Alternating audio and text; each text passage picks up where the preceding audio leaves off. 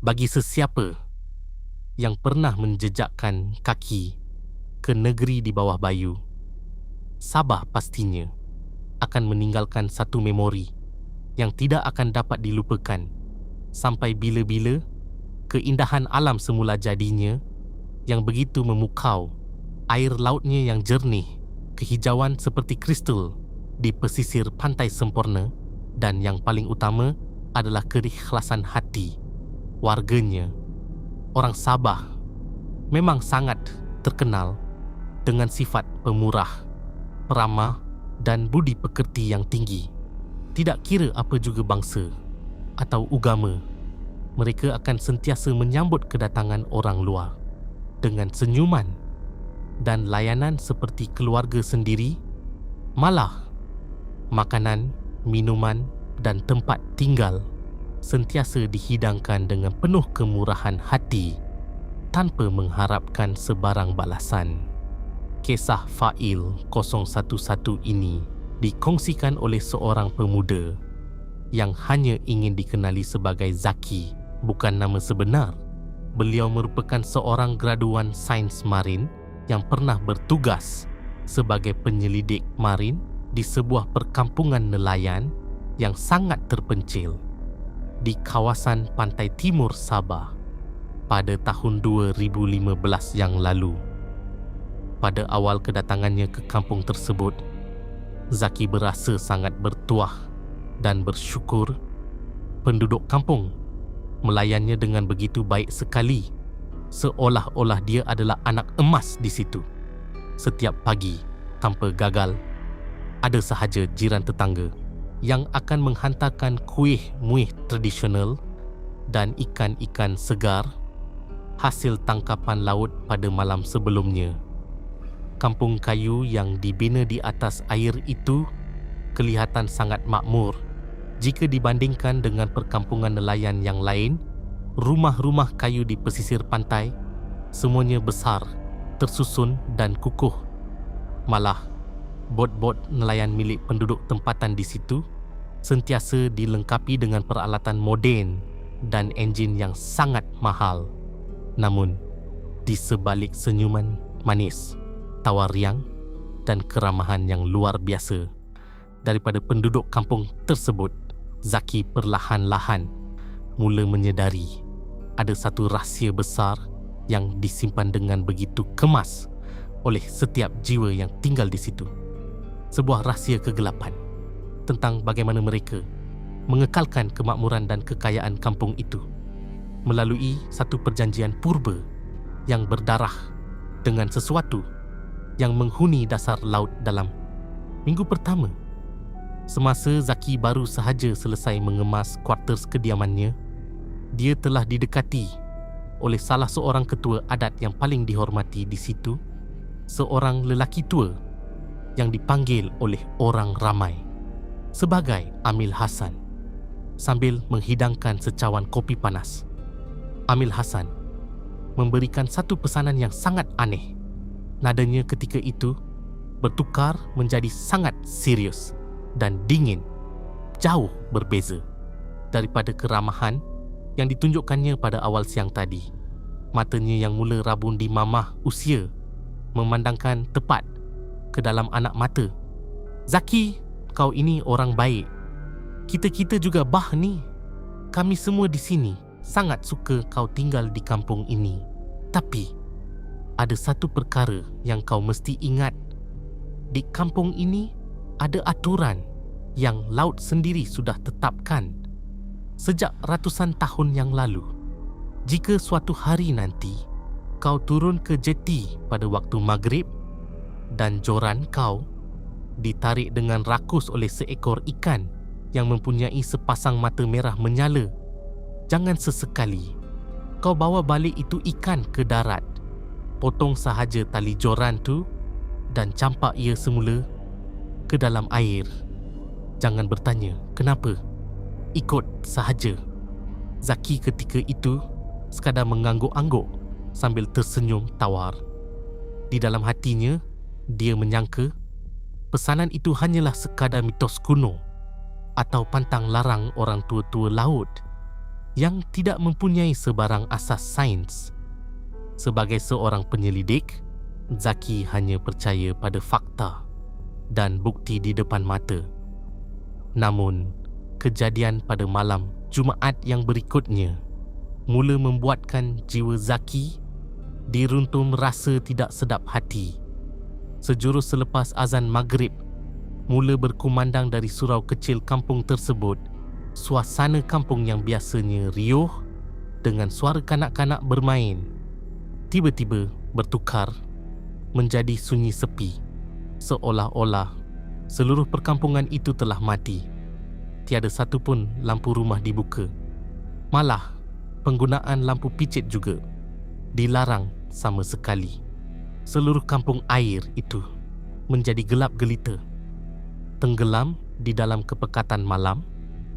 Dari celah-celah tingkap kuartersnya, Zaki yang memasang telinga melihat Amil Hasan bersama beberapa orang tua kampung yang lain berjalan dengan langkah yang sangat perlahan menuju ke hujung jeti.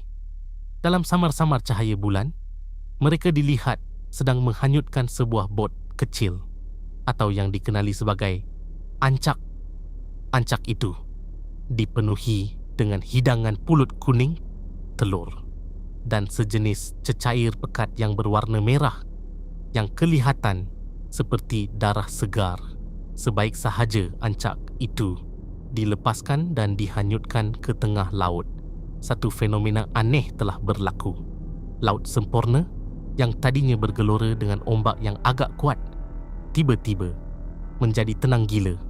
Air laut bertukar menjadi sehalus cermin, tiada langsung berkocak, dan dari dalam kegelapan air di bawah jeti tersebut, Zaki ternampak satu bayangan hitam yang sangat besar, saiznya berkali-kali ganda, lebih besar daripada sebuah bot nelayan, melintas dengan sangat perlahan di bawah struktur jeti, seolah-olah sedang menyambut hidangan ancak yang diberikan. Masa terus berlalu dan keanehan itu mula dilupakan oleh Zaki, sehinggalah pada suatu petang, kerja-kerja Zaki untuk mengkaji sampel hidupan marin di hujung jeti tertangguh disebabkan oleh masalah teknikal pada peralatan komputernya. Hari semakin lewat. Waktu siang mula menyerahkan tugasnya kepada waktu malam. Matahari mula terbenam di kaki langit Sabah, meninggalkan satu pemandangan yang sangat asing. Langit pada senja itu bertukar warna menjadi merah mamang yang terlalu pekat, seolah-olah seluruh langit di atas laut sempurna sedang menitiskan darah Zaki yang sedang tergesa-gesa mengemas barangan kajiannya di hujung jeti. Tiba-tiba dikejutkan dengan bunyi mesin pancing peribadinya yang berderik dengan sangat kuat. Tali pancingnya ditarik dengan begitu rakus, menjunam terus ke dalam dasar laut. Disebabkan naluri dan keterujaan seorang pemancing, Zaki telah melakukan satu kesilapan yang besar. Dia terlupa sepenuhnya tentang amaran keras yang pernah diberikan oleh Amil Hasan. Dia menyentap joran tersebut dan mula bergelut melawan tarikan makhluk di dalam air. Pertarungan itu berlarutan selama hampir 10 minit. Tenaga makhluk itu sangat luar biasa. Namun akhirnya Zaki berjaya menaikkan hasil tangkapannya ke atas jeti. Ia adalah seekor ikan yang saiznya tidaklah terlalu besar, namun bentuk fisikalnya tidak pernah dilihat oleh Zaki sepanjang dia bergelar sebagai seorang penyelidik marin. Sisik ikan itu berwarna hitam berkilat seperti arang yang legam. Tetapi apa yang membuatkan jantung Zaki berhenti berdetak serta-merta adalah matanya. Ikan itu mempunyai sepasang mata yang bulat, besar dan berwarna merah menyala, seolah-olah ada bara api yang sedang marak di dalam kepalanya. Dan yang paling mengerikan, Sepasang mata merah itu tidak berkelip dan menatap tepat ke arah muka Zaki dengan pandangan yang penuh benci, seolah-olah ikan itu mempunyai akal fikiran. Seperti seorang manusia, tiba-tiba angin laut yang tadinya bertiup sepoi-sepoi bahasa terus mati. Tiada lagi angin. Suasana di jeti itu bertukar menjadi sunyi sepi secara mendadak. Tiada lagi bunyi ombak yang menghempas tiang jeti. Tiada lagi bunyi burung camar di langit. Dunia di sekeliling Zaki seakan-akan telah ditekan butang senyap. Yang kedengaran hanyalah gema bunyi nafas Zaki sendiri yang semakin kencang dan tercorot-corot akibat ketakutan yang amat sangat, memikirkan bahawa ikan ini adalah satu spesies baru yang belum pernah direkodkan di dalam bidang sains. Ego Zaki sebagai seorang saintis mengatasi rasa takutnya. Dia mengambil keputusan untuk memasukkan ikan itu ke dalam sebuah tong plastik yang bertutup dan bergegas pulang ke rumah kuartersnya yang terletak di atas air. Malam semakin larut. Jam di dinding sudah menunjukkan angka pukul 2 pagi. Zaki meletakkan tong plastik berisi ikan misteri tersebut di bahagian ruang dapur rumahnya. Suasana malam itu terasa sangat bahang dan sunyi. Zaki cuba untuk melelapkan matanya, namun gagal. Fikirannya sering terbayang akan sepasang mata merah yang menatapnya di jeti siang tadi. Tiba-tiba, Zaki terjaga sepenuhnya. Daripada baringannya, telinganya terdengar bunyi air laut di bawah tiang kuartersnya berkocak dengan sangat kuat. Bunyi itu bukan bunyi ombak biasa. Ia kedengaran seolah-olah ada sesuatu benda yang bernyawa, yang saiznya sangat besar, sedang berenang rapat dan bergesel pada tiang-tiang kayu rumahnya. Bunyi geselan itu semakin kuat sehingga menyebabkan seluruh struktur rumah kayu itu bergetar dengan perlahan. Bau hanyir, bau bangkai laut yang amat busuk dan meloyakan mula meresap masuk melalui celah-celah lantai papan, memenuhi segenap ruang bilik tidur Zaki. Bau itu terlalu kuat sehingga membuatkan Zaki hampir muntah. Zaki memberanikan diri untuk bangun. Dia mencapai lampu picitnya. Belum sempat dia melangkah keluar dari pintu bilik tidur menuju ke dapur, satu bunyi dentuman yang sangat kuat telah memecah kesunyian malam. Pintu kayu bahagian dapurnya telah pecah berkecai, dihentam dari luar. Air laut yang sejuk, hitam dan dipenuhi selut mula melimpah masuk dengan laju, membasahi lantai papan kuartersnya. Di tengah-tengah ruang dapur yang gelap gelita itu, Zaki menghalakan cahaya lampu picitnya. Tong plastik yang digunakan untuk menyimpan ikan siang tadi sudah pecah dua. Ikan bersisik hitam itu sudah tiada di situ. Tetapi apa yang sedang berada di atas lantai dapurnya ketika itu telah merubuhkan seluruh dinding kewarasan seorang manusia bernama Zaki. Di atas lantai papan yang basah, susuk tubuh yang menyerupai seorang manusia yang teramat kurus kering sehingga menampakkan bentuk tulang temulangnya sedang melutut. Kulit makhluk itu berwarna kelabu, bersisik kasar dan dipenuhi dengan lendir serta selut laut yang hitam. Makhluk itu perlahan-lahan memusingkan kepalanya 180 darjah menghadap tepat ke arah Zaki. Di dalam kegelapan malam itu, dua biji matanya yang besar menyala dengan warna merah darah, memancarkan satu gelombang kemarahan yang teramat mendalam. Makhluk itu mengeluarkan satu bunyi dengusan yang sangat berat dari kerongkongnya, bunyi yang kedengaran seperti gema dari dasar lautan yang paling dalam. Tanpa diduga, makhluk itu mula merangkak dengan sangat laju di atas lantai yang basah menggunakan kedua-dua belah tangan dan kakinya yang panjang serta mempunyai kuku yang tajam. Ia meluru, pantas, menuju ke arah bilik tidur Zaki. Zaki tidak ingat apa yang berlaku selepas detik yang mengerikan itu. Fikirannya menjadi terlalu kosong. Akibat kejutan ketakutan yang teramat sangat, dia hanya tersedar apabila cahaya matahari pagi mula mencucuk kelopak matanya. Zaki membuka mata dan menyedari bahawa dia kini sedang terbaring di atas lantai jeti kampung dalam keadaan yang basah kuyup dan seluruh badannya menggigil ketakutan. Apabila dia memandang ke hadapan, berdiri Amil Hassan bersama beberapa orang penduduk kampung yang lain. Mereka semua sedang memandang ke arah Zaki dengan wajah yang sangat sedih, kecewa dan penuh simpati. Amil Hassan perlahan-lahan melutut di sebelah Zaki. Dia meletakkan tangannya di atas bahu Zaki lalu berkata dengan suara yang sangat perlahan namun tegas, "Zaki, kami semua di sini sudah berpesan kepada engkau. Keramahan kami, manusia di darat, tidak akan sama dengan apa yang menjaga kami di dalam laut.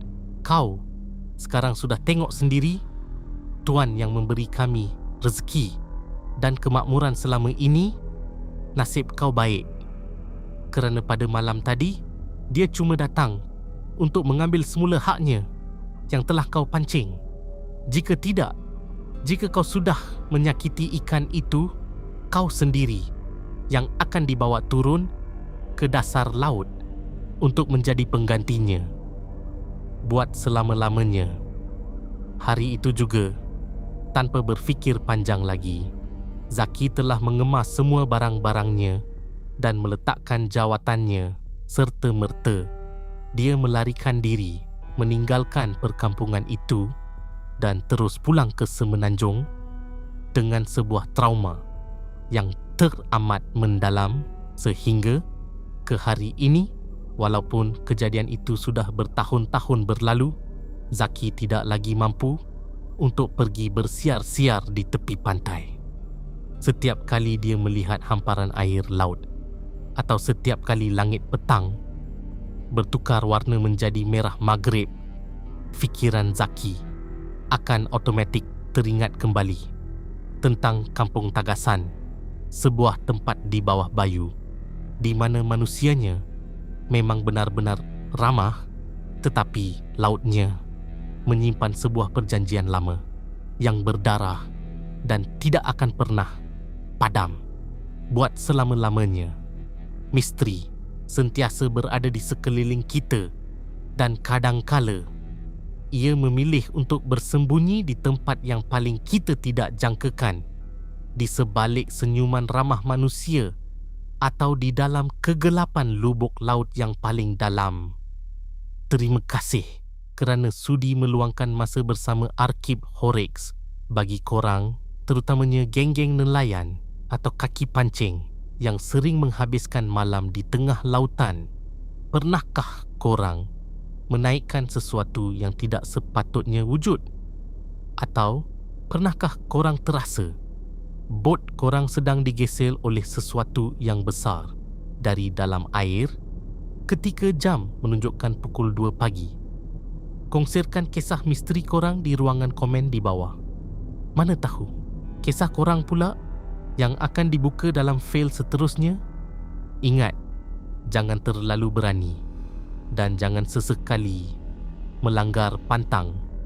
Sentiasa peka dengan sekeliling korang, terutamanya apabila langit maghrib mula bertukar warna menjadi merah darah, sehingga kita berjumpa lagi dalam fail misteri yang seterusnya. Selamat malam.